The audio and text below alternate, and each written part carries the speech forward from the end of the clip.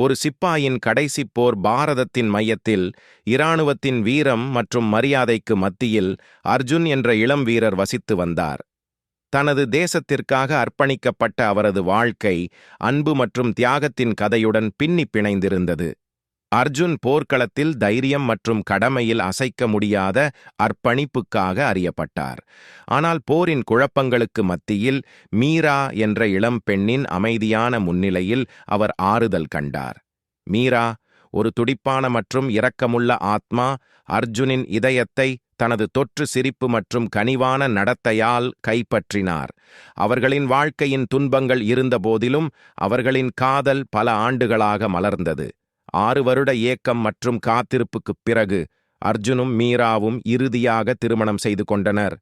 அவர்களின் இதயங்கள் அன்பு மற்றும் ஒன்றாக எதிர்காலத்திற்கான நம்பிக்கையால் நிரம்பி வழிகின்றன.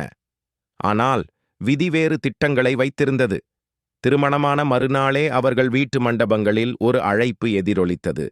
போர் தொடுவானத்தில் வெடித்ததால் தேசம் தனது மகன்களை தனது கௌரவத்தை காப்பாற்ற அழைப்பு விடுத்தது. கடமைக்கு கட்டுப்பட்டு கனத்த இதயத்துடன் அர்ஜுன் தனது மணப்பெண்ணை முத்தமிட்டு விடை பெற்றார். வெற்றியுடன் திரும்புவதாக உறுதியளித்தார். கையில் துப்பாக்கியுடனும் இதயத்தில் மீராவின் காதலுடனும் போருக்கு புறப்பட்டார். போர்க்களத்தின் குழப்பம் மற்றும் படுகொலைகளுக்கு மத்தியில் அர்ஜுன் இடைவிடாமல் போராடினார். மீரா மீதான அவரது அன்பு மற்றும் அவரது நாட்டின் மீதான அசைக்க முடியாத விசுவாசத்தால் தூண்டப்பட்டார். வெற்றி பெரும் விலையில் வந்தது. புழுதி அடங்கி துப்பாக்கி சுடும் எதிரொலிகள் மங்க அர்ஜுன் போர்க்களத்தில் காயமடைந்து கிடந்தான்.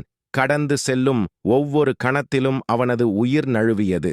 அர்ஜுனின் கடைசி மூச்சுகளில் அர்ஜுனின் எண்ணங்கள் மீராவின் மீது நிலைத்திருந்தன. அவள் மீதான அவனது காதல் முன்பை விட பிரகாசமாக எரிந்தது. ஒரு கடைசி புன்னகையுடன் அவர் அவளுடைய பெயரை முணுமுணுத்தார். அவர் தனது நாட்டிற்காகவும் அவர்களின் அன்பிற்காகவும் துணிச்சலுடன் போராடினார் என்ற அறிவில் ஆறுதல் அடைந்தார். ஒரு புனிதமான இராணுவ இறுதிச் சடங்கு. அர்ஜுனின் கொடி போர்த்தப்பட்ட சவப்பெட்டி தரையில் இறக்கப்படுவதால் வீரர்கள் மரியாதை செலுத்துகிறார்கள்.